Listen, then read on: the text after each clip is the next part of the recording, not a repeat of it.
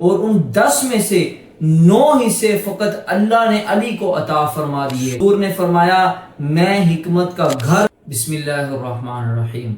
السلام علیکم سامعین و ناظرین، میں ہوں آپ کا میزبان نواز علی قادری، سنت کی کرنیں یوٹیوب چینل کی طرف سے آپ کی بارگاہ میں حاضر ہوں۔ آج ایک نئی حدیث کے ساتھ آپ کی بارگاہ میں حاضر ہوا ہوں۔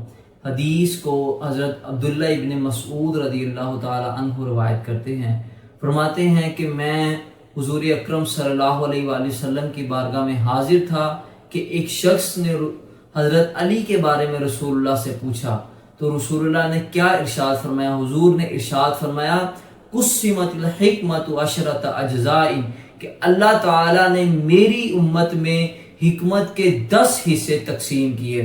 فَأُوتِيَ عَلِيٌّ 9 اجزاء، اور ان 10 میں سے 9 حصے فقط اللہ نے علی کو عطا فرما دیے۔ وَالنَّاسُ جُزْءًا وَاحِدًا، اور فرمایا باقی پوری امت میں اللہ نے فقط حکمت کا ایک حصہ تقسیم کیا۔ تو اس حدیث سے کیا پتہ چلتا ہے کہ حکمت کا شہنشاہ، دانائی کا بادشاہ مولا علی المرتضیٰ ہیں۔ رسول اللہ کی حدیث کے مطابق حضرت علی کو اللہ نے 9 حصے حکمت کے عطا فرمائے اور باقی ایک حصہ پوری امت میں تقسیم کیا۔ اس حدیث کی تائید ایک اور حدیث سے ہوتی ہے۔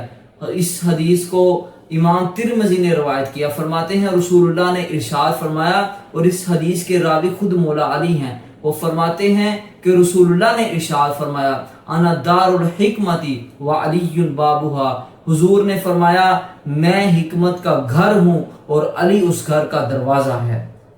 اس حدیث سے، ان احادیث سے ثابت ہوتا ہے کہ حضور کی امت کے سب سے بڑے حکیم، سب سے دانا آدمی، سب سے حکمت بڑے شہنشاہ حضرت مولا علی مشکل کشا ہیں۔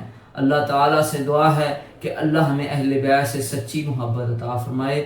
آمین۔ وما علینا الا البلاغ المبین۔